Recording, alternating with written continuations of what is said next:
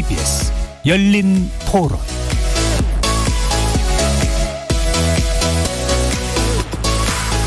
안녕하십니까. KBS 열린 토론 정준희입니다.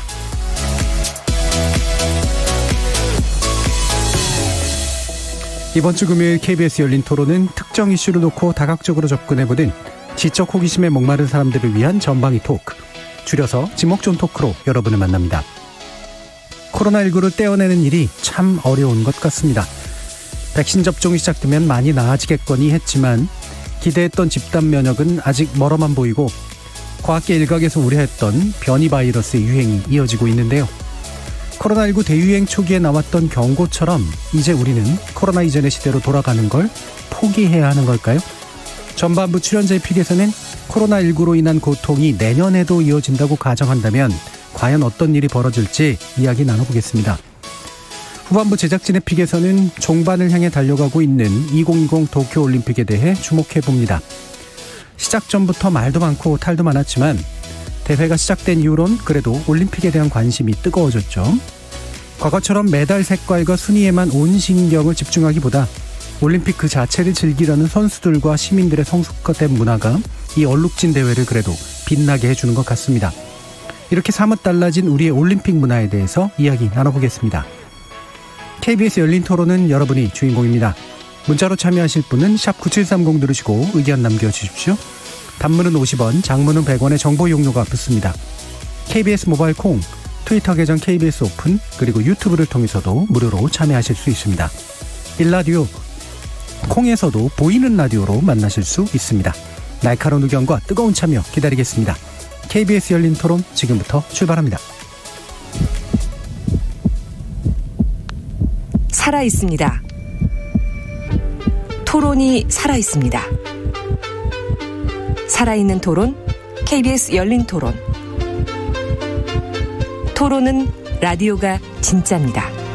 진짜 토론, KBS 열린 토론.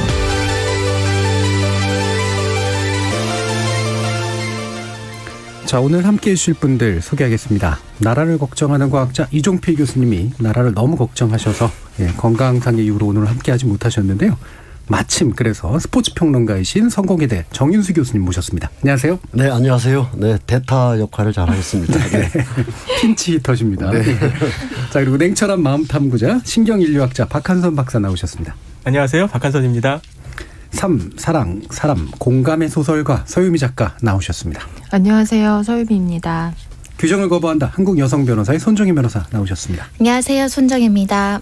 자, 이렇게 스포츠 평론가, 신경인류학자, 소설가, 법률 전문가까지 각기 다른 전공, 개성, 지식을 가지신 네 분의 출연자와 함께 만들어가는 지적 호기심에 목마른 사람들을 위한 전방위 토크, 줄여서 지목존 토크, 출연자 픽부터 시작해보겠습니다. KBS 열린 토론.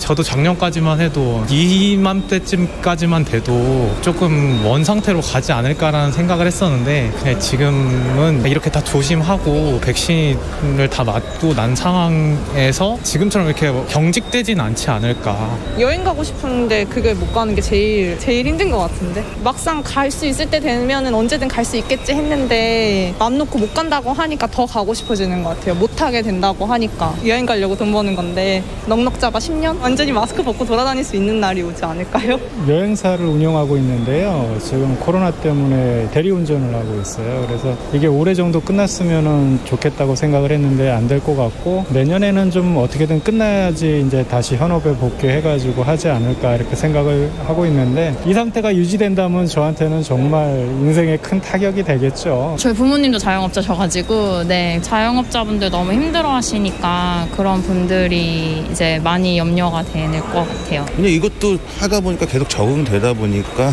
답답한 거 외에는 뭐 불편한 건 없으니까요. 대학생이다 보니까 이제 뭐 수업은 기본적으로 다 온라인으로 하고 시험 같은 경우만 이제 대면 가서 치는데 이제 수업 방식 같은 식은 다 이제 온라인으로 지금 전환됐는데 이제 온라인의 단점들이 조금 있으니까 1년 뒤도 그렇게 되면 조금 더 나은 방향으로 조금 될 수도 있을 거라고 생각해요.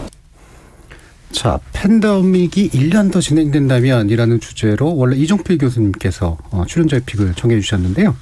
픽만 해주시고 이제 못 나오셨습니다. 근데 다행히 또 다른 핀치 히터가 계세요. 우리 박한선 박사님이 감염병 인류, 균은 어떻게 인류를 변화시켰나라는 책을 써주셨잖아요. 네. 예. 이종필 교수님이 정하신다면 사실 팬데믹 그 자체보다는 이종필 교수님 물리학자니까 소설가로서 디스토피아적인 측면에 훨씬 더 관심을 두셨을 것 같은데 박한선 박사님 어떤 부분에 관심을 좀 두시나요? 이제 코로나로 인해서 인류가 앞으로 어떻게 될지에 대해서 모든 사람들이 관심이 많습니다. 예. 근데 각자 자신의 입장에서 이제 바라보기도 하고 예측도 하는데요. 사실 알 수 없죠. 미래를 어떻게 예측하겠습니까? 그런데 감염병은 인간의 이 인류 사회에 처음 있었던 일은 아닙니다. 예. 이렇게 대유행, 팬데믹도 인류 사회에 여러 번 있었고요. 따라서 과거 사회에 팬데믹이 어떤 영향을 미쳤고 얼마나 오랫동안 지속됐고 이거를 볼 수 있다면 지금의 코로나19도 어떻게 될 건지에 대해서 예측할 수 있죠. 과거가 미래를 들여다보는 창이다. 예. 이런 관점에서 그 책은 그렇게 쓴 거고요.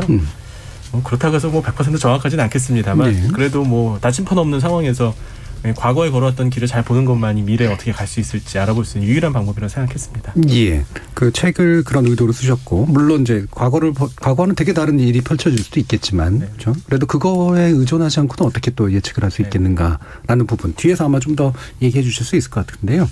다른 세 분께는 심리적인 상태를 좀 여쭙고 싶어요. 지금까지 어떤 심리적 변화가 좀 겪으셨는지. 정윤수 교수님 어떻게 살고 계세요? 네, 다른 분들하고 생활 패턴은 다 예. 대동소이합니다. 팬데믹 상황이 강제하고 있는 그런 어쩔 수 없는 상황이 있는데 그냥 감각적인 경험을 보면 작년 그 봄에 이제 유럽에서 확 번져갈 때 한 4월 달인가 외신에 보면 화면으로 보면 이제 이탈리아나 이런 정말 아리아의 나라, 오페라의 나라에서는 동네 주민들이 발코니에 나와가지고 아리아를 부르면 맞은편에 우리나라에서는 베란다라 그러는데 어쨌든 테라스든 발코니든 맞은편에서 호응해주고 그랬지 않습니까? 그래서 이것도 인간의 어떤 정서적인 그런 걸로 이겨낼 수 있겠구나 이렇게 생각했는데 그로부터 한 달 후에 BBC가 다시 거기를 갔더라고요. 네네. 아무도 안 나오고 이제는 아무도 노래를 부르질 못하는 거예요. 노래 부르고 서로 치열업 하면서 조금 버텨려고 했는데 이 코로나19가 워낙 강한 이런 상황을 강제해버리니까 저녁에 노래 부르면서 서로 치열업 하는 것도 이젠 사치스러운 그런 아주 공포스러운 상황이 되버리잖아요. 네. 그 후에 영국의 완전히 폐쇄된 상황 속에서 락다운했었죠.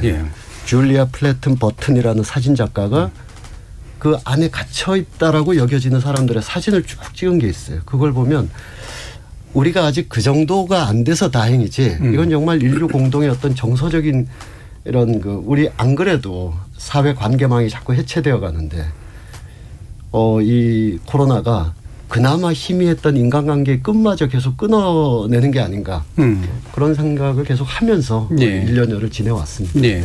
이탈리아 얘기를 해주시긴 했지만 그래도 좀 있으면 끝나겠지 그러면서 이제 되게 희망적인 모습을 보였다가 사실 점점 이렇게 굉장히 깊은 터널로 빠져들어가는 그런 모습들에서도 아마 비슷한 감정도 느끼셨던 것 같은데요. 손 변호사님은 생활이 좀 많이 바뀌셨어요? 많이 바뀌었죠. 저는 일단은 사무실을 잘 나가지 않고 재택이 굉장히 익숙해졌다라는 점에 있어서는 장단점이 있지만 아까 어떤 분도 적응하고 있다라고 하시더라고요. 저도 처음엔 굉장히 두렵고 어린 아이들이 있으니까 좀 어떻게 보면 공포스럽고 막 그런 관련된 영화 찾아보면서 집에만 있었던 시절이 있었는데 지금 굉장히 익숙해져서 좀 어느 날은 망각하는 것 같아서 스스로 막 다독일 때가 있어요. 뉴스에서 이제 사회적 거리두기 철저하게 하자라고 얘기해놓고 나도 어느 순간 잃어버릴 때가 있어서 굉장히 그걸 반복하고 있는 상황이라서 좀 피곤함은 사실은 굉장히 몰려오고요. 또 개인적으로는 또 집안에 아프신 분이 있어서 요양병원에 계시는데 좀 풀릴 때 되면 유리창 밖에서 면회를 시켜주는데 지금 완전 또 셧다운 되어 있거든요. 그래서 개인적으로는 집안마다 이런 좀 안타깝고 불행한 사람들도 꽤 있을 것 같아서 초창기만 하더라도 부모님이 돌아가셨는데 장례를 못 치른 뉴스들이 막 나왔었거든요. 그때보다는 굉장히 사정이 좋아진 것 같은데 너무 심리적으로 지치는 면은 있어요. 서유미 작가님도 어떠세요? 네, 저는 일단 수업이 거의 다 이제 전면 줌 수업을 하게 되니까 그 소설이라는 게 같이 읽고 이렇게 도란도란 앉아서 나누는 즐거움이 되게 커요. 그래서 저 수업 끝날 때는 먹을 것도 사가지고 와서 같이 먹을 거 나누면서 이제 썼던 소설 얘기도 하고 뭐 이러는데 일단은 뭐 나누지도 못하고 이제 화면으로만 보면서 수업을 하니까 약간 뭐라 그럴까요? 좀 화면 아예 끄고 예. 그냥 소리만 듣고 그래서 이 사람하고 내가 수업을 한다는 느낌 별로 안 드는 저도 까만 화면 보면서 그냥 얘기하는 느낌이 좀 들어서 사람하고 사람이 이어진다는 느낌이 좀 희박해진다는 생각이 좀 들고 그다음에 또 누가 좀 아프거나 이럴 때 약간 예전에는 걱정하는 마음만 좀 들었다면 요즘은 그 걱정 이면에 타자를 바라볼 때 약간 감염자의 어떤 예. 저 사람이 어디 갔다 왔나? 혹시 다르게 아픈 거 아니야라는 어떤 걱정들의 시선도 좀 가지게 되는 것 같아요. 예. 서유미 작가님은 클럽하우스 같은 거 못 하시겠어요? 맞아요. 예. 자, 박한솔 박사님, 이게 뭐 쭉 얘기를 해주셨습니다만 이게 심리적인 어떤 변화의 것이 있는데 보통은 이제 그래도 이제 희망이 있거나 끝이 보이면 뭔가 이렇게 좀 달라지는데 이게 그 좌절하거나 이제 더 이상 안 될 것 같아라고 하는 단계로 들어가면 또 이제 사람이 굉장히 달라지잖아요. 네, 뭐 너무 끔찍한 예라서 좀 설명드리기는 좀 그렇습니다만 이제 과거 그 유태인 이제 집단 수용 시설에서 크리스마스가 되면은 우리가 해방될 수 있을 거야라고 그냥 막연하게 아무 근거도 없이 믿었던 사람들이 있었어요. 크리스마스가 되는데 약속했던 해방 오지 않았죠? 그리고 많은 사람들이 죽었습니다. 이 희망이 이제 사라지니까 사람들이 더 이상 이제 버틸 힘을 이제 잃어버린 거죠. 코로나19에 대해서도 우리 아무 근거가 없지만 그래도 올해 안은 끝나지 않을까? 여름 지나면 나아지지 않을까? 겨울 되면 바이러스도 추울 텐데 뭐 이런 식의 막연한 생각들을 했었죠. 근데 이제 점점 그러한 장밋빛 희망들이 이제 꿈이다라는 생각을 하게 되고 드디어 이제 백신까지 많이 접종을 하고 있는데도 상황이 더 나빠지고 있는 뭐 영국을 비롯해서 몇몇 나라 상황을 보니까 많이 좌절하시는 것 같아요. 예. 견디기 힘들다 이렇게 느끼시는 것 같습니다. 예, 지금 367, 그러니까 두 분의 의견이 들어왔는데 약간 반대 방향인데요. 3677님은 코로나19는 불행하게도 영원할 것이라고 생각합니다. 라는 말씀 주셨고요. 이영준님은 이 또한 지나가리라라고 생각하고 희망을 잃지 않겠습니다라는 또 그런 이야기도 주셨는데 방금 제 박한솔 박사님 백신 이야기해 주셨습니다만 백신이 생각보다 빨리 그래도 승인이 됐고 그래서 또 이제 맞춰지기 시작해서 올해 초기에는 더 빨리 맞을 수 있냐 아니냐 가지고 이제 한참 얘기를 하다가 아직도 이제 백신 맞고 있고 백신 맞은 나라들에서 또 이렇게 별로 좋아 보이지만은 않는 이런 일들이 벌어지면서 사람들이 또 이제 굉장히 헷갈려하는 그런 상황이 온 것 같아요. 백신에 대한 뭐 태도를 제가 여쭙 건 아니지만 백신 접종했었는지 물어보면 이게 연배가 다 드러나서 못 맞았습니다. 혹시 맞으신 분 계십니까? 네, 저는 맞았습니다. 네, 저도 맞았습니다. 네. 네. 맞으신 이유나 뭐 여러 가지 조건들은 좀 다르겠습니다만 정윤석 교수님은? 네, 저는 뭐 맞아야 된다고 기본적으로 생각하고 있고요. 네. 뭐 부분의 어떤 정책 수단에 대해서 저게 타당한가 이럴 수는 있지만 전체적으로 세계적인 어떤 그 방역 지침과 또 그에 준해서 우리나라 정부가 하고 있는 방역 지침이 크게 뭐 제가 그런 전문 지식도 없고 경험도 없기 때문에 이거는 믿고 따르는 것이 기본이다라고 생각해서 자녀 백신이라는 게 생겼을 때 백신. 6월 말 7월 초 그때 핸드폰 옆에 항상 놓고 동네 자녀 백신에 뜨면 무조건 누르고 그랬었어요. 그때 뭐 0.001초 만에 다 안 되는 상황에 우연히 제가 그 기말고사에 어느 학생이 자신의 성적에 대해서 이의를 이렇게 하길래 이 학생에 대해서 좀 따끔하게 코로나는 코로나고 성적 평가는 엄정한 거다라고 쓰려고 하는데 딱 뜨더라고요. 그래서 제가 그 학생한테 굉장히 고마워하고 있는데 하여간 맞고 나서의 많은 분들이 그러겠지만 조금의 심리적 안정, 뭐 육체적인 그런 안정은 훨씬 더 있겠지만 이 백신을 맞았다라는 심리적 안정이 있고 더 많이 이렇게 빨리 전개됐으면 이런 생각을 기본적으로 하게 되죠. 네. 자녀 백신을 유난히 강조해 주셨어요. 네. 나이 때문에 맞은 건 아니다라고 하는 말씀을 이제 해주신 것 같은데 박한솔 박사님은? 저는 이제 선별진료소에서 진료를 좀 해서 덕분에 좀 일찍 맞을 수가 있었습니다. 맞다. 의사 면허가 있으시죠? 예. 네. 한때 의사였습니다.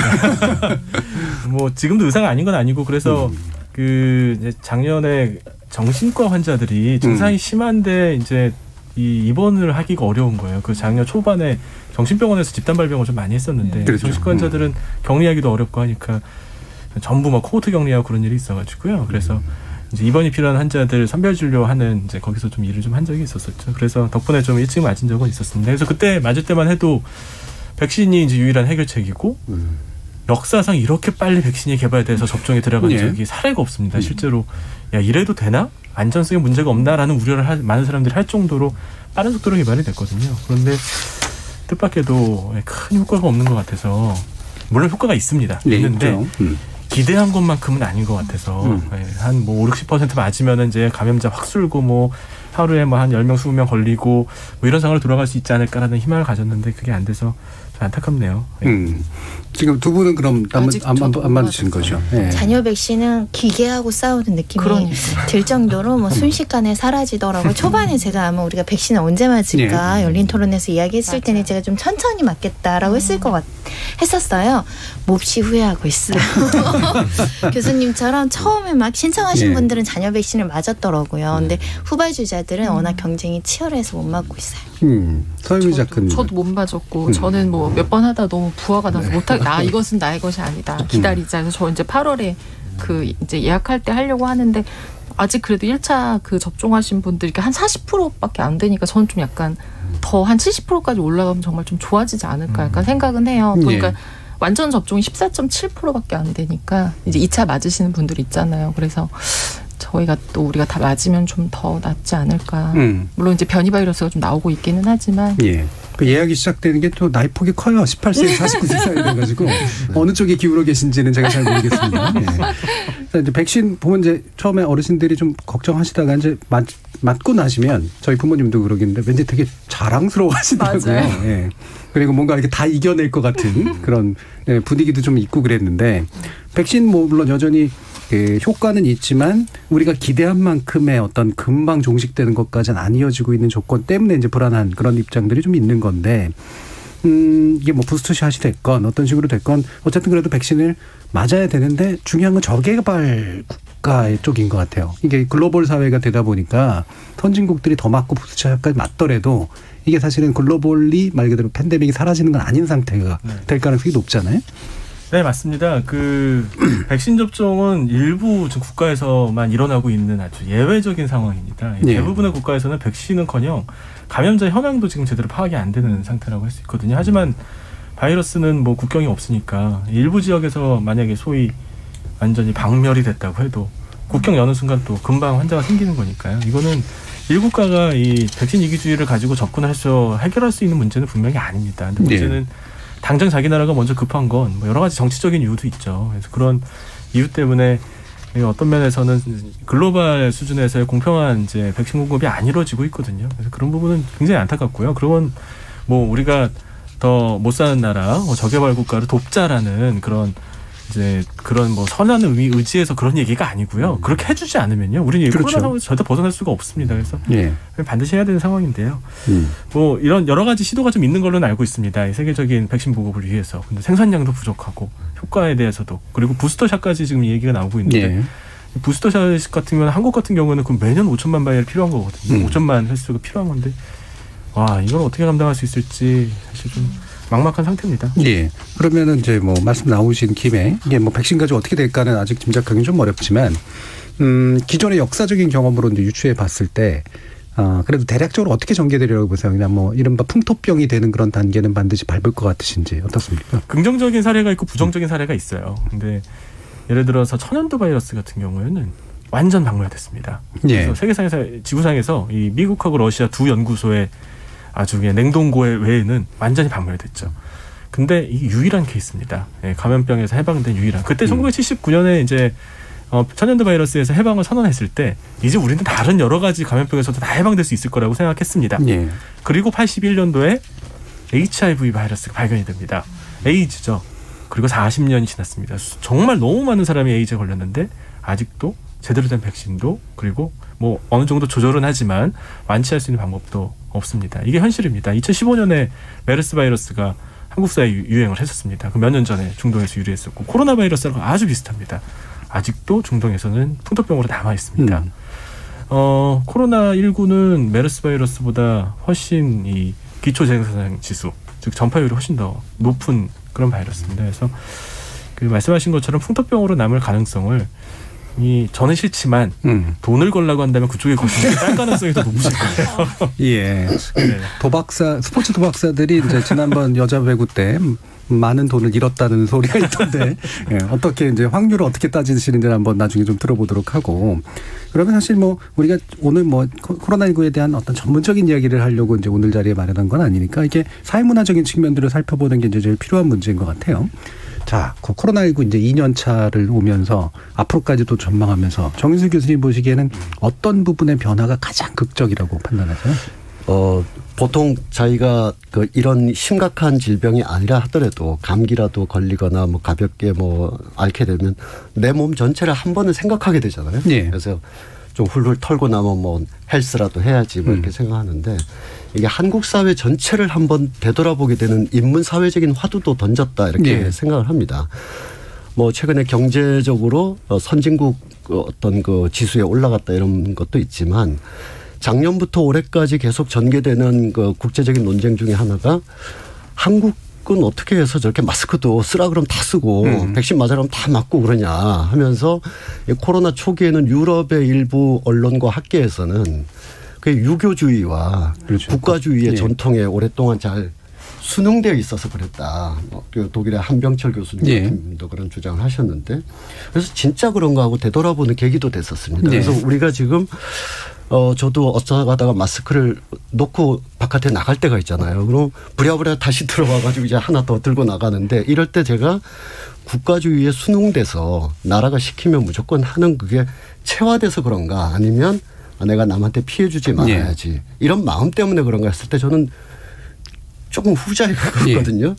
그래서 이 유럽에서 바라보는 한국 사회에는 아시아는 원래 그래라는 어떤 규율과 이런 통제 이런 것을 우리가 어느 정도는 뭐 그 습속이 조금 부분적으로 남아 있을 수는 있지만 그렇게 해서 우리가 코로나를 이겨내거나 대응한다기보다는 한국 사회가 좀 더 이웃과 남에 대해서 좀 더 많은 그 생각을 하게 되고 유럽이 가지고 있는 어떤 그 유럽 제일주의라든지 이런 것으로 세계의 어떤 여러 그 현상을 다 판단할 수는 없다. 우리는 우리 고유의 현대사적 삶의 경로에 의해서 여기까지 와 있고 이 오는 과정에서 최근 뭐 20, 30년 동안 우리가 막 더 나은 공동체를 만들기 위한 많은 여러 문화적 노력, 사회적 노력이 있었는데 그러한 과정에 막 그 전개됐던 또는 노출됐던 이 정서와 감정들이 코로나를 대응하는 데 있어서도 잘 나타나고 있다고 저는 봐요. 그래서 그 정책이나 어떤 수단이 실수나 잘못된 건 있을 수 있지만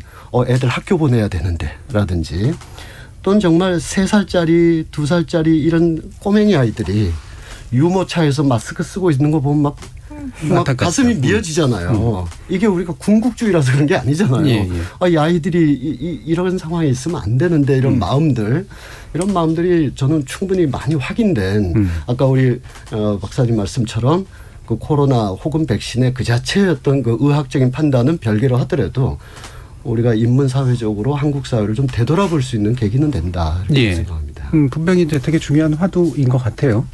지금도 아마 사회학계에서는 좀 논쟁도 좀 진행되고 있고 그러긴 합니다만 유럽 내지 이제 북미식 그 개인주의 내지 자유주의적 태도가 사회 구성을 하는 원리와 그렇지 않은 사회에서 사회 구성을 하는 원리 사이에 이제 보통 우열을 따지는 그런 분위기가 있었는데 각각의 사회가 가지는 독자성이라는 게 어떻게 이 상황에 대응하는가라는 부분에 대한 새로운 좀 인식들이 좀 생기고 있는 건 분명한 것 같습니다.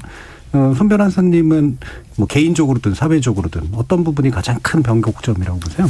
변곡점이라기보단 역시 어떤 위기에 닥칠 때 가장 취약한 사람들은 취약한 계층이다라는 게 아주 절실한 코로나 팬데믹 상황이 아닐까 생각이 들고요. 아까도 이제 아프신 분들 말씀드렸는데 뭐 지병이 있거나 특히 장애를 앓고 있거나 또 돌봄이 필요한 이제 노약자들 같은 경우에는 코로나19에 정말 심각한 어떤 타격을 입은 면에 있어서는 이게 또 장기화된다면 우리가 사실은 국가에서 여러 가지 정책을 하면서 그거를 개선하려는 여러 가지 정책들이 다 나와 있거든요. 근데 코로나19가 그걸 완전히 바꿔버린 측면이 있어요. 뭘 해도 안 되는 정책이 있지만 이 돌봄이 필요하거나 뭐 예를 들면 요양보호사가 가야 되거나 사회복지사들을 뽑아놨다고 하더라도 실질적으로는 다 셧다운 되다 보니까 실질적인 도움이 안 되는 상황이 지금 장기화돼서 뭔가 다른 새로운 변화가 필요한 상황인데 손 놓고 있는 건 아닐까. 복지의 사각지대에 대한 고민을 한번 정책 자영업자들이 해야 되는데 계속 재난지원금 이야기만 강조되고 있어서 매우 안타깝다라는 생각을 한번 해봤고요. 그와 비슷한 문제로 이제 교육 격차 이야기는 나오는 것 같아요. 예를 들면 이제 학원도 다 이제 안 되거나 온라인 수업으로 가는 경우도 있는데 그냥 공공 교육에서 교육을 받았던 아이들은 그냥 방치되어 있는 상황이 많거든요.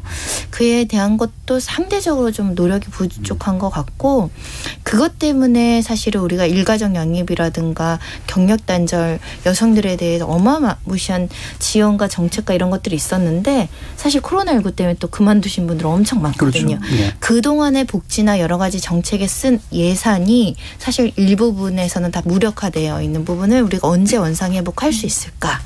이게 이제 굉장히 코로나가 거의 끝나가거나 정의될 시점에 우리 사회 구성원들이 굉장히 심각하게 부담으로 받아들여야 되는 문제가 될 것 같아요. 그런데 이제 뭐 우리 초기에 사실은 뭐 K자 곡선 뭐 얘기하면서 약자들이 더 힘들어진다라는 얘기 많이 했는데 그리고 KBS 같은 데 보도 이제 시리즈 보도도 많이 하고 그랬는데 우리 사회가 참 많이 계층화가 돼 있구나라고 제가 느낀 게요. 주변에 이제 보이는 게 그런 게 안 보이니까 그 이야기가 이제 실제로는 잘 안 퍼지는 것 같아요. 그리고 실제로 눈에 보이는 어떤 약자의 문제들을 우리가 같이 경험하고 있다면 사실은 자기가 직접 약자는 아니더라도 뭔가 연대의식들이 나올 텐데 그런 게 실제로 잘 가시화가 좀 덜 돼 있는 그런 부분도 좀 있는 것 같고 그렇습니다.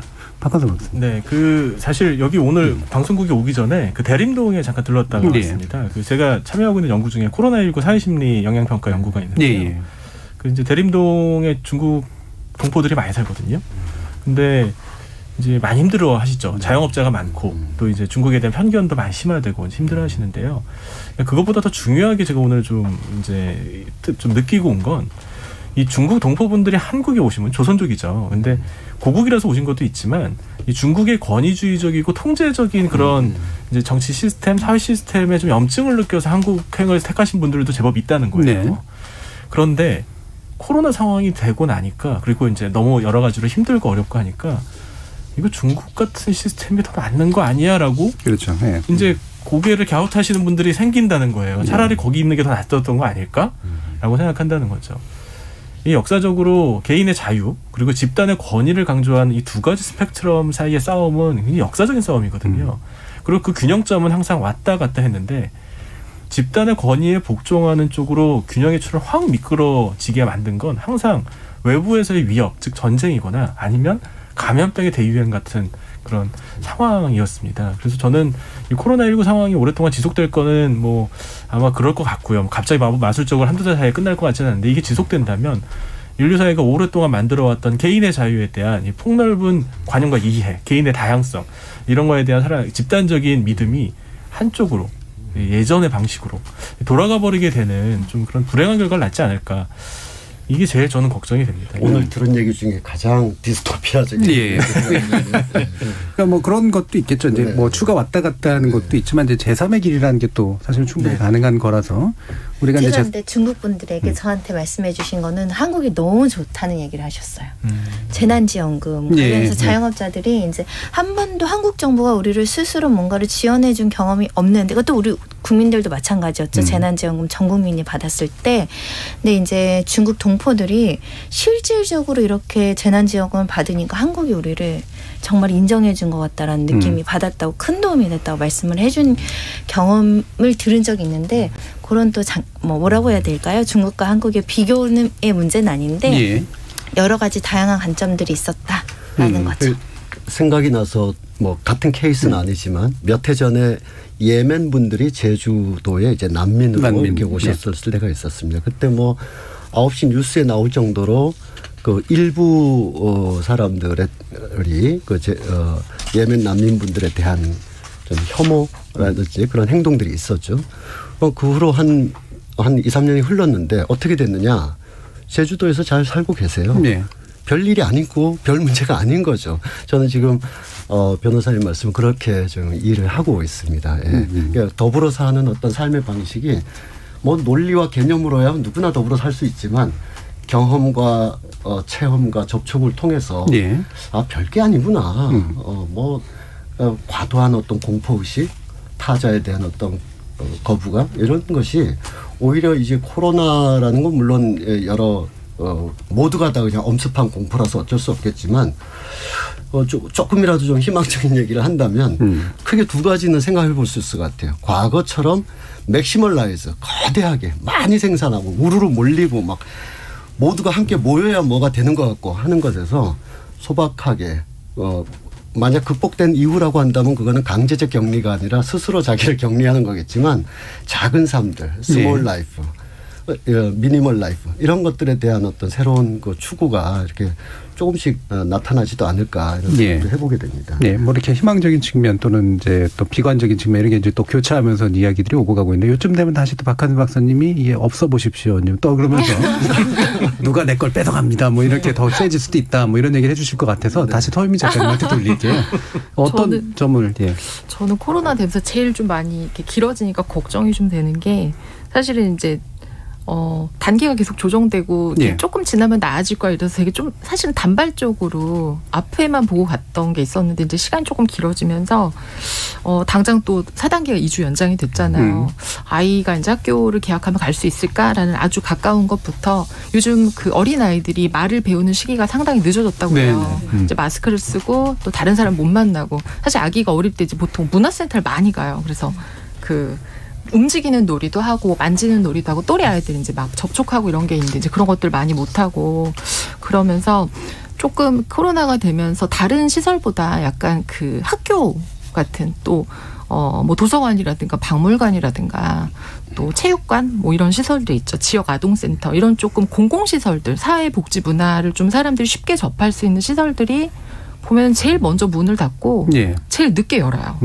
맞아요. 그런 시설들을 이용할 수밖에 없는 사람들이 분명히 있거든요. 그래서 이제 먹고 사는 문제, 물론 재난지원금 같은 먹고 사는 문제가 해결되는 것도 되게 중요하지만 사람이 먹고만 사는 게 아니라 그 여가의 시간들 혹은 자기를 좀 채울 수 있는 여타의 것들을 다른 되게 많은 돈을 들이고 할 수 없는 사람들이 있는데 그 사람들이 이제 아이들이 가서 막 그런 시설에서 같이 가서 뭐 연극도 보고 아이들이 같이 놀기도 하고 뭐 책도 보고 했던 그런 것들이 이제 많이 좀 취소가 되는 게 사실은 좀 너무 안타깝기도 하고 학교도 마찬가지로 지금 1년 동안은 계속 단계가 조정되면 학교도 가장 먼저 이제 타격을 받아서 아이들 학교 등교를 못하고 이러면서 그냥 어른들이 보기에는 학교에서 집단 감염 사태가 안 일어나면 이제 그만이다라고 생각을 많이 하시는 것 같은데 이 1년 동안에 저는 사실 학습이라는 거는 그렇게 중요하다고 생각하진 않아요. 근데 이 정서적인 공백, 특히 어린 친구들일수록 그 교실에서 함께 뛰어놀고 이야기하고 뭔가 여기 함께 있고 이런 공백들을 어떻게 메울 수 있을까. 지금은 1년, 2년인데 이제 이게 나중에 사실 100년의 틈이 될 수 있다고 생각을 해요. 그래서 이런 고민들을 조금 어른들이 지금 당장 확진자 숫자에 너무 매이는 게 아니라 조금 아이들에 대한 건 좀 그러니까 지금은 그냥 다 전체로만 보는 것 같은데 어른과 아이를 좀 다른 방식으로 좀 접근해야 될 것 같아요. 지금 8228님께서 교육부가 학교를 언제 보낼지 2년간 간보고 조율하는 동안 교사들은 페이퍼워크로 경무에 시달리고 정작 아이들에게 온라인에서 필요한 컨텐츠 교육은 외면당하고 사교육과의 학습 격차가 엄청나게 커졌습니다라는 그런 의견도 주셨는데요. 자, 이 부분이 이제 그런 교육 얘기도 해주시고 사회성에 관련된 이야기도 좀 해주셔서 뭐 이건 뭐 사실 대학도 마찬가지고 이제 이렇긴 합니다만 이게 우리 사회를 구성하는 원리가 바뀌고 있는 건가? 그 다음에 신인류가 탄생할 수도 있는 거 아닌가? 라고 이제 그리고 만약에 신인류가 탄생한다면 그들과 이제 기성인류들 간의 어떤 사고방식의 차이나 조직화 방식의 차이가 어떤 갈등을 또 혹시 빚을 수도 있는 거 아닌가? 이런 식의 다양한 또 이것도 디스토피아로 가긴 했습니다만 생각이 좀 들어요. 박한성 교수님 과거로부터 어떤 게 보이시나요? 이제 코로나 이후에 세상이 뭐 유토피아라고 상상하기는 조금 어렵죠. 여러 가지 면에서. 다만 이제 어려운 점을 좀 어떻게든 극복해보자 그건데요. 그 서유미 작가님 말씀하셨던 것처럼 작년에 입학한 2년제 대학 학생은 곧 졸업이에요. 그렇죠. 야, 이거는 좀 아니다. 이런 생각이 좀 들죠. 물론 작년 초에는 학교고 뭐고 다 문 닫을 수밖에 없었습니다. 왜냐하면 코로나19가 뭔지도 몰랐어요. 이름도 정해지지 않았고 2019 NCOV 뭐 이런 식으로 이름 불려가지고 정체도 몰랐던 상황입니다. 그러니 그때는 조심스럽게 가야 됐지만 지금 어느 정도 알게 됐거든요.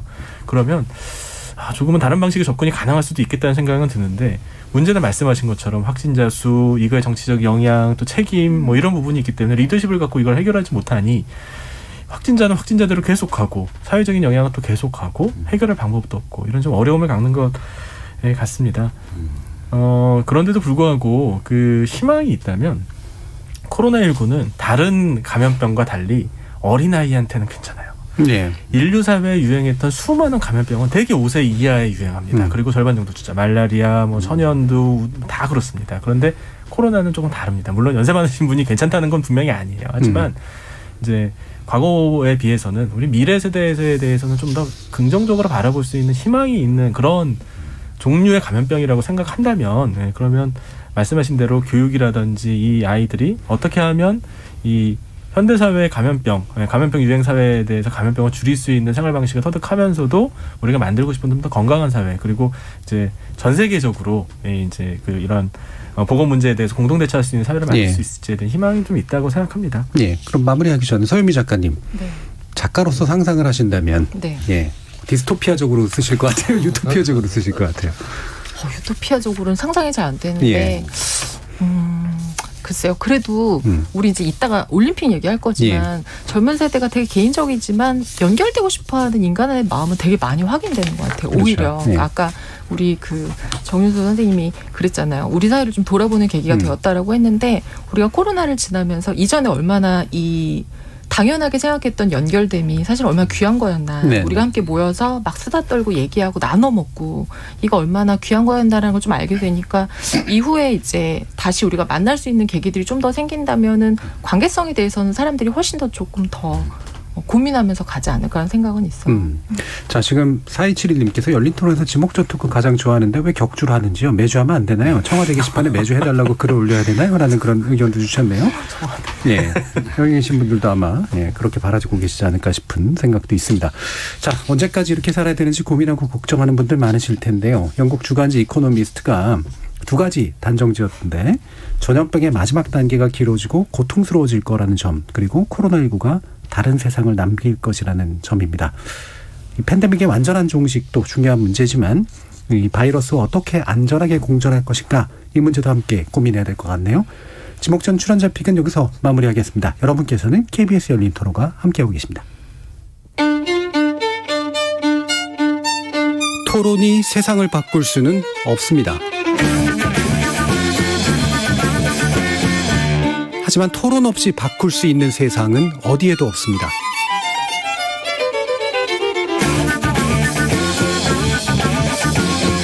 세상의 선한 변화를 갈망하는 당신.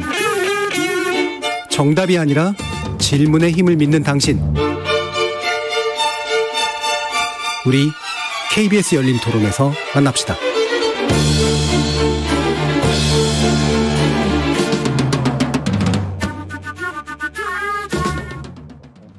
최근 올림픽이요. 집에서 혼자 즐기고 있습니다. 모일 수가 없으니까요. 예전에는 다 같이 친구들하고 치킨집이라든지 다 같이 큰 화면으로 즐겼었는데요. 지금은 그럴 수 없으니까 좀 쓸쓸하게 올림픽을 지쳐가고 있습니다. 배구 경기가 가장 기억에 남고요. 한일전이 가장 기억에 남습니다. 그 마지막 역전 가장 인상 깊습니다. 양궁이죠. 김재덕 파이팅! 최고였던 것 같아요. 물론 안산 상가랑은 그건 말할 것도 없고 코로나 때문에 힘들잖아요. 올여름 올림픽이 그래도 힘들었지만 우리 더위 좀 잊게 한 거 아닐까 싶은 생각이 많이 듭니다. 대한민국 선수들 화이팅! 여세현 선수 동메달 딴 거 기억납니다. 그 영철 요새 인터넷에 뜨더라고요. 둘이 동작 똑같이. 저 운동선수 출신인데 선수들이 좀 억압되어 있는 분위기였는데 요즘은 그게 좀 자신 표현도 할 수 있고 그래서 참 좋은 것 같아요. 그 10대나 이제 젊은 층의 선수분들이 많이 참여하면서 좋은 신기록도 내고 좋은 성과들 내주고 있어서 그 부분들이 지금 한국 코로나 시기에 많이 국민들에게 응원과 힘이 되어주고 있다고 생각합니다. 지적 호기심에 목마른 사람들을 위한 전방위 토크. 2부에서는 올림픽 관련된 이야기 나눠볼 텐데요. 신경인류학자 박한선 박사, 소설가 서유미 작가, 손정희 변호사, 그리고 스포츠평론가 성공회대 정윤수 교수, 이렇게 네 분과 함께하고 있습니다. 자, 2020이라고 자꾸 2021에 얘기하니까 자꾸 입이 좀 꼬이는데요. 도쿄올림픽, 결국 2020으로 기록은 되겠습니다만, 이게 참, 이것도 이제 아까 코로나와 함께 연동돼 있던 문제라 많은 분들이 가야 된다, 말아야 된다, 해야 된다, 말아야 된다, 여러 가지 이야기들도 많았는데, 정윤수 교수님은 사실 스포츠 쪽 전문가이시니까 사실 더 복잡한 마음이셨을 것 같아요. 네, 저는 기본적으로 개최돼야 된다고 생각했습니다. 근데 전제가 있죠. 올림픽이 가지고 있는 그 다소 모호하고 추상적인 가치가 있습니다. 인류의 화합, 대잔치 이런 게 있는데 꼭 그렇게 벙벙한 얘기가 아니라 하더라도 당장 해보니까 즐겁잖아요. 그렇죠. 또 우리가 몰랐던 선수들, 몰랐던 나라들도 알게 되고 그리고 이번 올림픽에서는 특히 미국의 대표팀 감독분이 어느 기자분이 다른 나라를 지목하면서 그러한 나라들하고도 그렇게 세게 그렇게 할 필요가 있냐 그랬을 때 그러한 나라라는 게 어디 있냐. 예. 다 대표들이고 다 한 독립국가고 다 선발돼서 여기까지 오는데 그렇게 함부로 얘기하면 안 된다. 우리 4위를 했던 우상혁 저 높이뛰기 선수도 앞에 이제 금운동 이렇게 공동 메달 이렇게 유례 없이 나왔습니다만 저 선수들이 나보다 좀 더 열심히 한 것 같다. 박수 쳐줄 수 있다 이랬지 않습니까? 그러니까 올림픽이 열리면 충분히 우리에게 내재되어 있는 다양한 가치들이 발현이 되거든요. 근데 문제는 IOC와 특히 일본의 도쿄올림픽 조직위원회가 올림픽이 이런 의미가 있으니 사전에 코로나 안전이라든지 또 이웃 나라에 그들이 가지고 있는 기본적인 스탠스가 있기 때문에 갑자기 못 바꾸더라도 그래 우길기 뭐 며칠 안 걸지 뭐 이렇게 하면서 좀 찾아주세요 방문해 주세요 그랬으면 기꺼이 박수 치면서 함께 합시다 이랬을 텐데 일본은 지금도 그렇고 개최 전까지만 해도 계속 한일 간은 물론이고 다른 나라들과도 긴장 관계를 계속 유지하면서 이거 일보도 양보하지 않으려는 태도를 계속 보여왔습니다. 그래서 이번 올림픽을 보면서 우리 선수들이나 세계 각국의 선수들이 저도 모르게 자연스럽게 보여줌으로써 온 시청자들이 스포츠의 가치를 느끼게 하는 것은 매우 값진데 이거를 어레인지했던 이 IOC나 도쿄 올림픽 조직위원회가 그거를 좀 더 아름답게 좀 더 확산시킬 수 있었던 이런 대회임에도 약간의 국가주의랄지 일본 제일주의가 여전히 흐르고 있어서 거기 현장에 많은 선수들 특히 우리 선수들뿐만 아니라 일부 외국인 선수들은 거기 시설이나 뭐나 되면서 굉장히 불만을 표명하고 사건만 없고 사고만 없으면 성공이다 이렇게 생각하는 것 같아요. 그 이상을 보여줄 수도 있었던 계기다.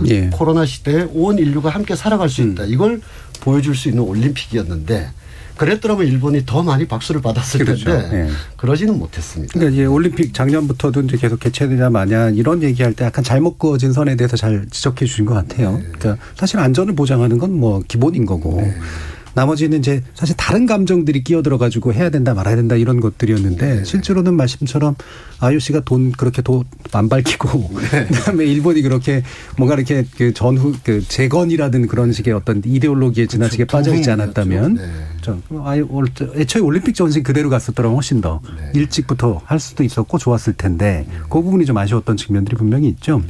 여기서는 스포츠를 이렇게 따로 막 엄청 즐기시지 않을 것 같은 두 분이 일단 계셔서 박한선 박사님 혹시 안 즐기시나요? 어떻습니다. 다 보시고 대부분 다 열광하시더라고요. 저는 평소보다 올림픽 경기 더 열심히 보는 것 같아요. 평소보다도? 네.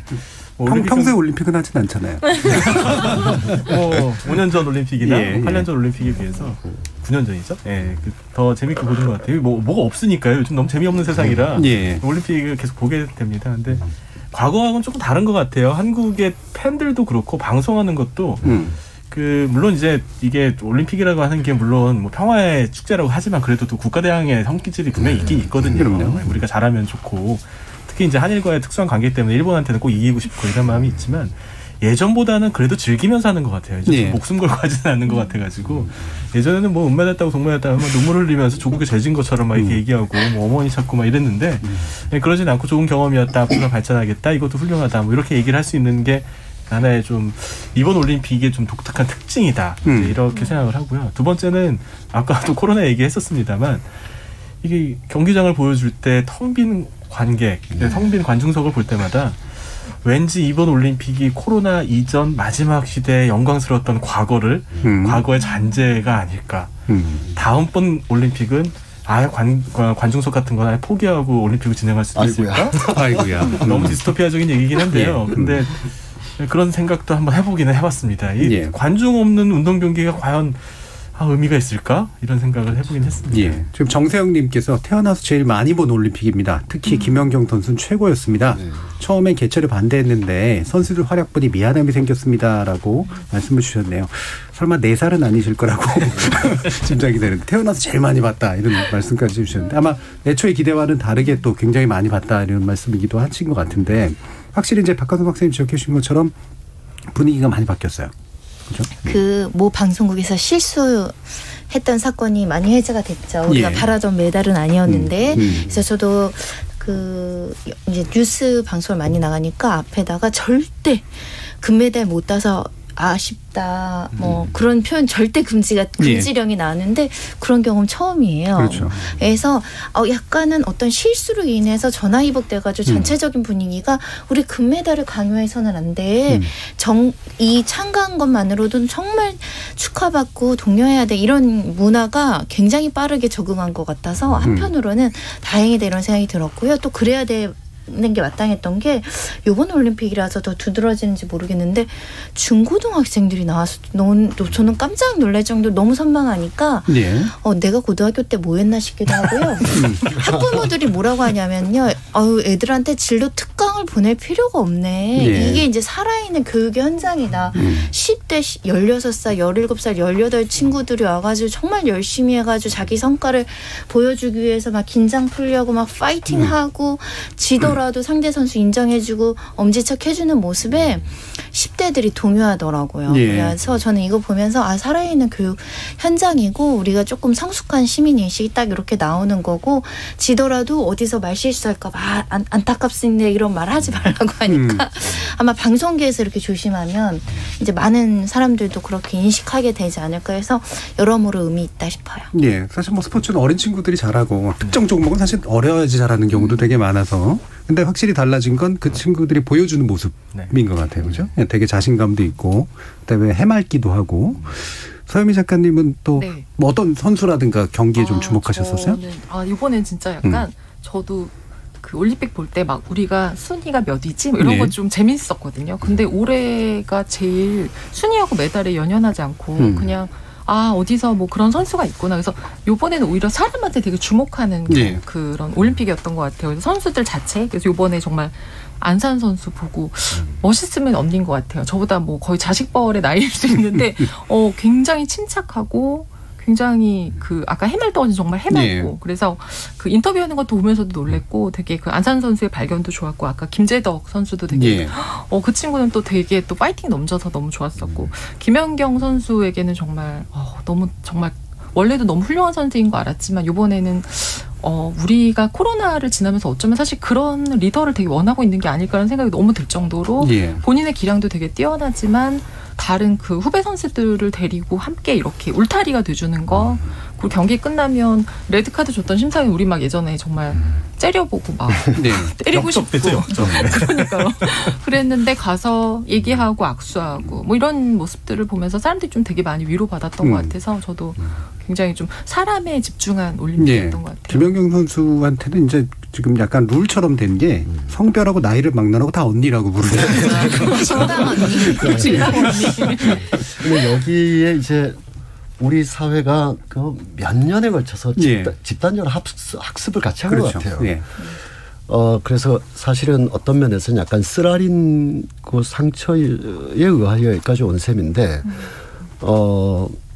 우리 동계올림픽에서 엄청난 그 성과를 거뒀던 그 여자 선수가 코치에 의해서 오랫동안 그 고통을 받았던 그런 기억이 불과 3, 4년 전에 한국 사회를 완전히 뒤집어 놨던 것이었습니다.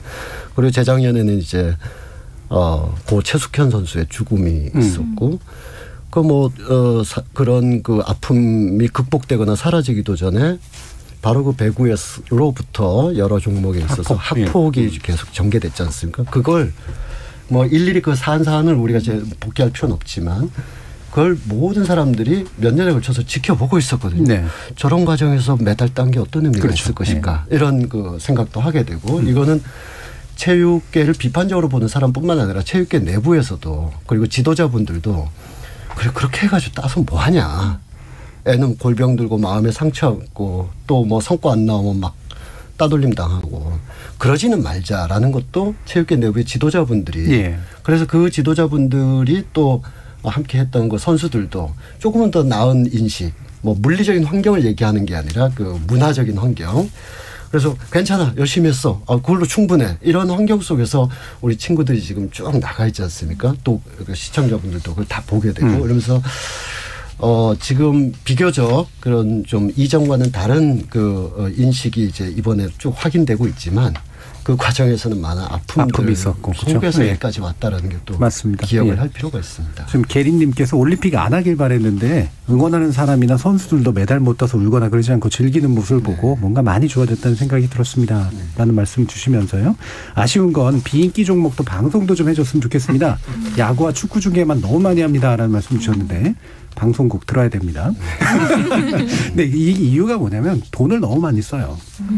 방송을 한번 하려면 그 중계권료도 너무 비싸고 IOC가 또 비싸게 책정을 해놨기 때문에 따라서 결국은 이 투자를 또 회수해야 되는 그런 식의 문제들이 있어서 생기는 그 어려움들이 굉장히 크죠. 결국 이런 구조적인 문제 하나하나 이제 우리가 또 풀어가야 될 그런 부분인데 여기서 또 우리 냉철한 이야기를 좀 들어야 될 것 같아요.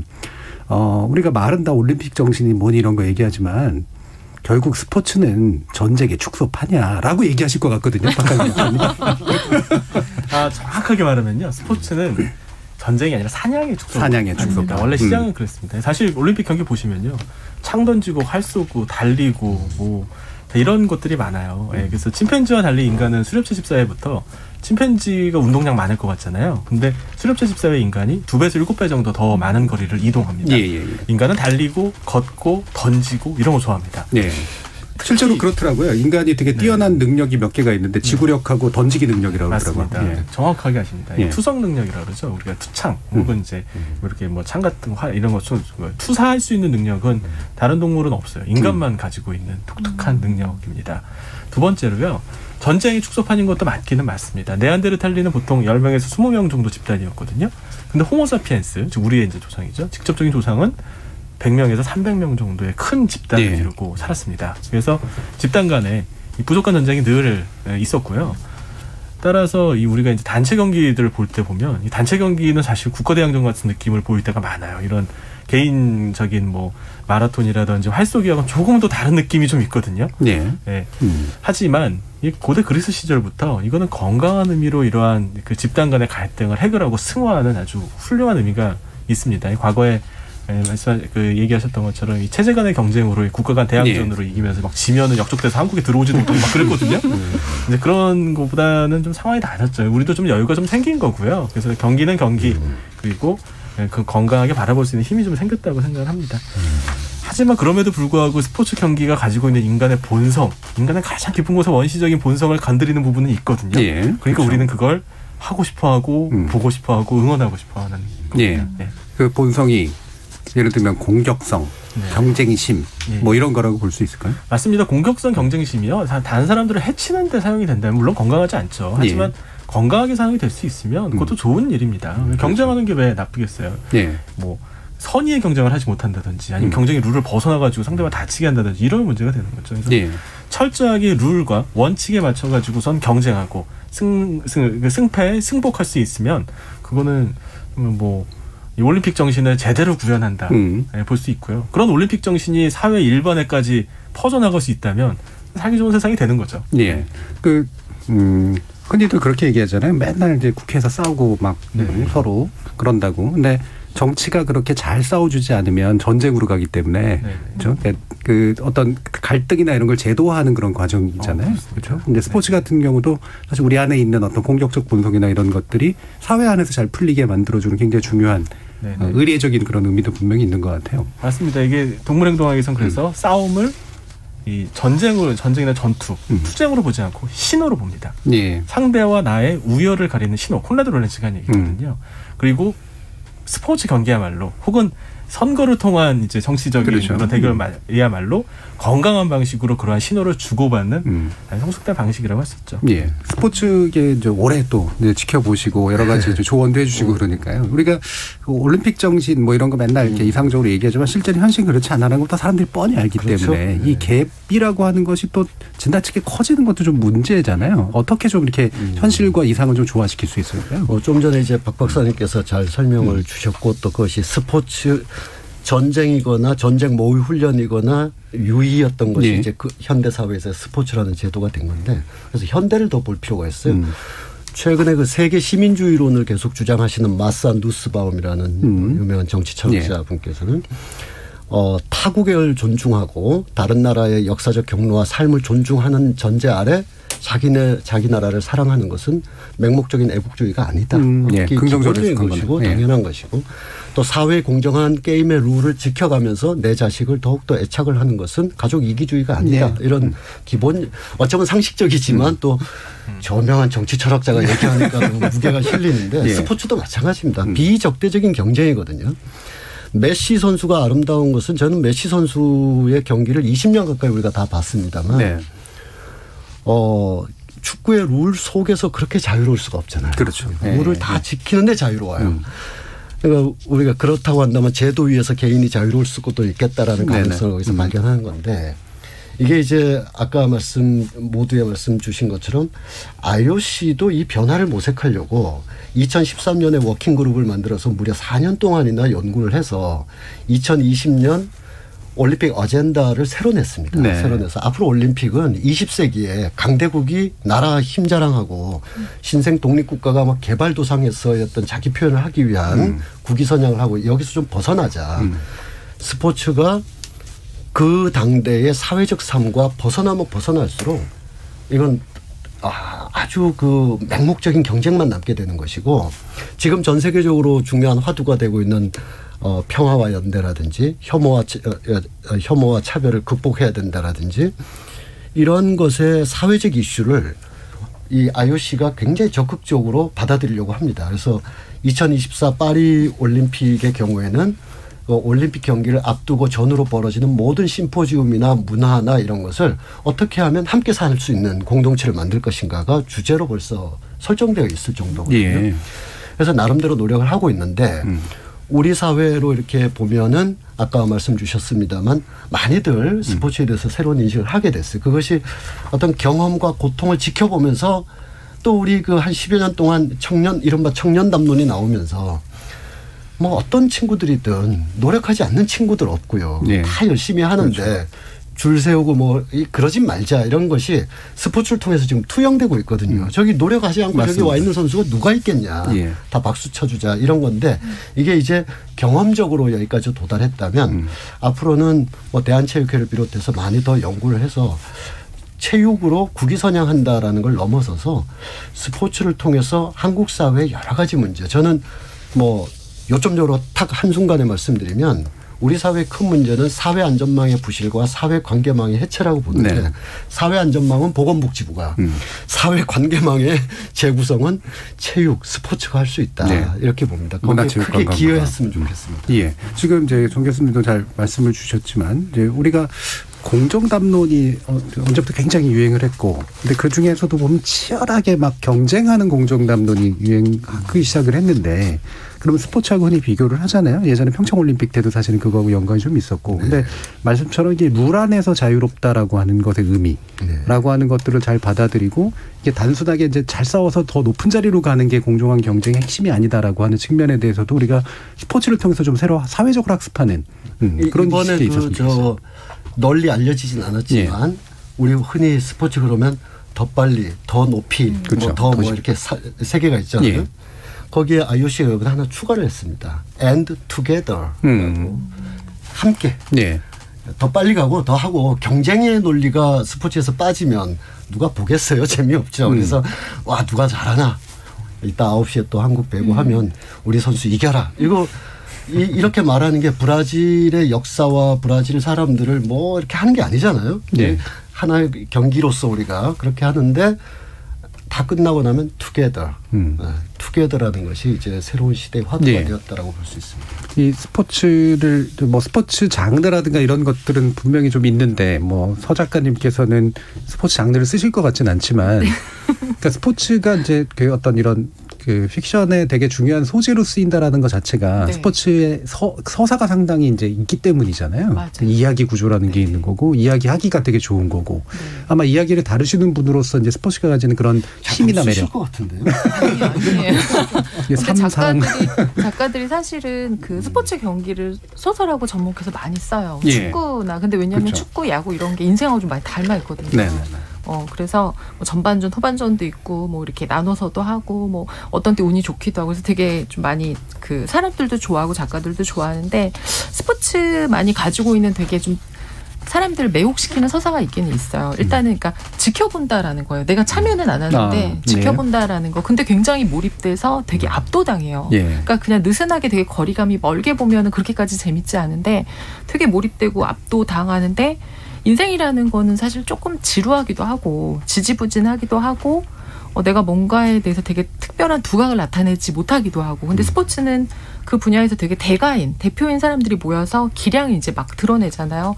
그러면서 인생에서 성과가 잘 안 보이는데 이 사람들이 보여주는 그 모습들을 보면서 사람의 몸에 대해서도 되게 많이 감탄도 하고 인간의 몸을 저렇게 쓸 수 있구나. 몸이 저렇게 아름답구나. 그래서 인간에 대해서도 보게 되고 그리고 또 이 스포츠가 대부분 되게 한정된 시간 동안 딱 승부를 겨루거든요. 그러니까 이 시간도 딱 정해져 있고 그러니까 인생처럼 길지도 않고 인생처럼 불공정하지도 않고 딱 정해진 시간 동안만 딱 겨루고 그리고 그 순간 안에 굉장히 긴장감이 넘치지만 되게 드라마틱한 순간, 반전도 만나고 굉장히 아름다운 순간도 목도하고 그래서 그 안에 사실 몰입, 뭐 압도, 감동 이게 다 있어서 사람들이 매혹될 수밖에 없는 것 같아요. 그러니까 서사적 요소, 이 캐릭터적 요소 이게 뭐 전면적으로 좀 얘기를 해주셨는데 또 아까 룰 얘기를 하셔서 그런가 제가 법적으로도 한번 연결해 볼까요? 어떻습니까? 법적으로 연결은 아니고 저희가 이제 스포츠 관련해서 국가주의나 이런 것들이 좀 시석화되고 개인에 대해서 집중하게 된 계기는 저 개인적으로는 일부는 보니까 외국 코치님들, 감독님들도 너무 많고 우리나라 팀이나 다른 팀이나 외국 선수들이 좀 많이 섞여 있어요.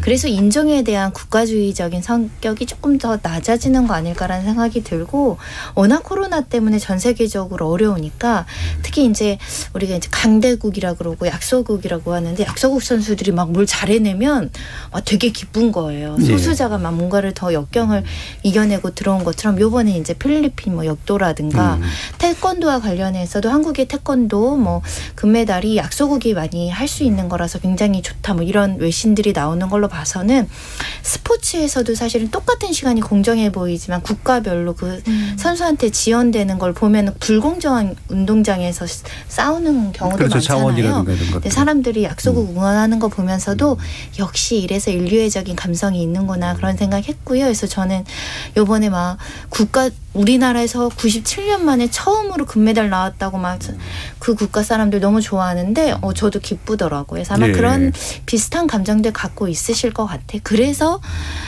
이런 스포츠 정신이라는 게 정확하게 모르겠지만 뭔가 뭉클하고 사람을 감동 주는 것 같습니다. 감정이입을 엄청 하셔서 우리나라라는 표현까지 제가 국적을 잘 몰랐었습니다. 우리나라도 올림픽에 첫 금메달을 딴 선수가 있을 거예요. 정확히 기억은 안 납니다. 저는 그때 이제 살아있지 않았거나 아니면 되게 어렸을 수 있는데 태어나지 않은 그렇죠.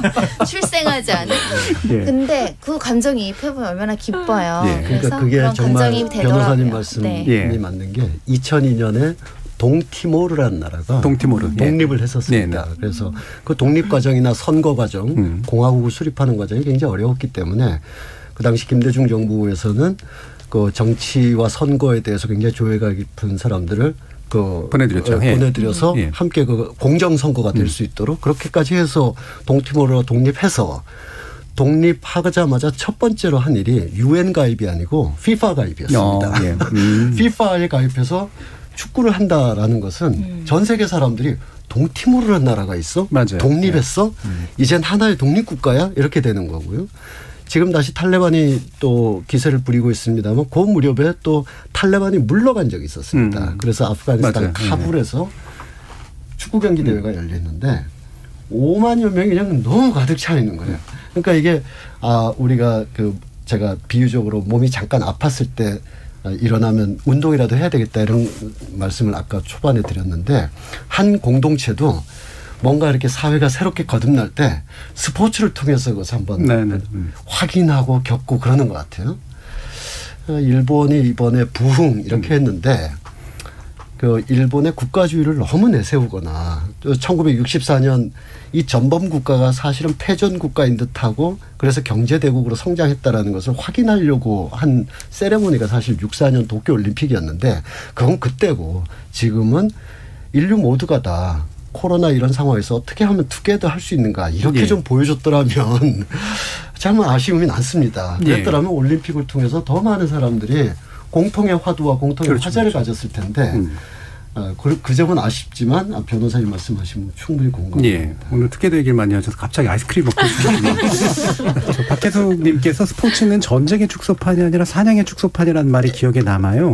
오늘 우리 대한민국의 배구에서 승전보를 울렸으면 합니다. 뭔가 연결이 좀 이상하긴 합니다만 6824님이 야근하며 듣고 있습니다. 기계 소리를 라디오 소리가 이겨냅니다. 진짜 재밌고 유익합니다.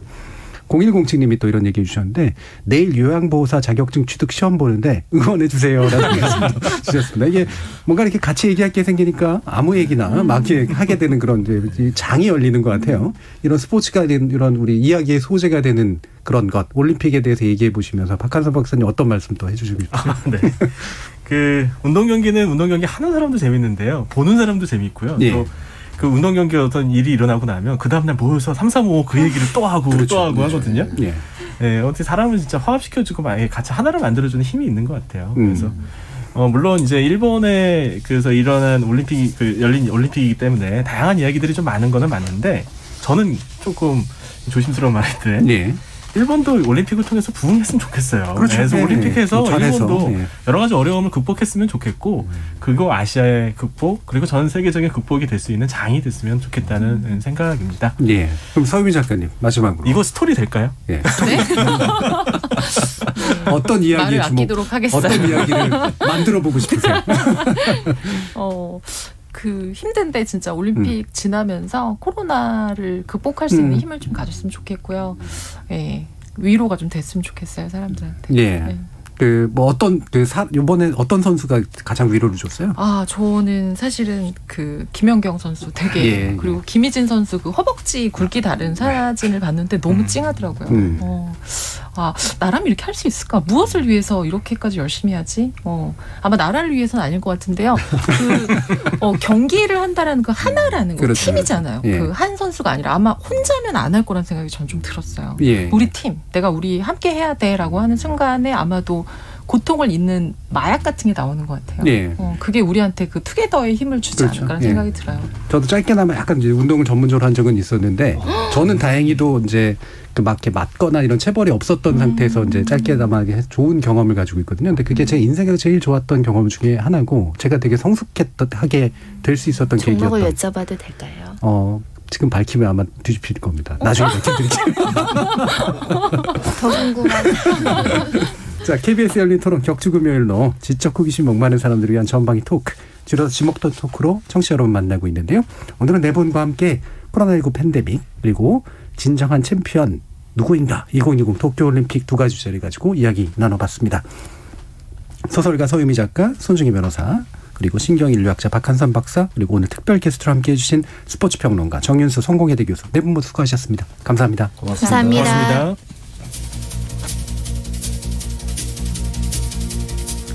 1988년 캘거리 동계올림픽 봅슬레이 종목에 출전했던 자메이카 팀의 감동적인 이야기, 우리에게 스포츠란 무엇인가를 일깨워주는 대표적 일화 가운데 하나가 아닐까요?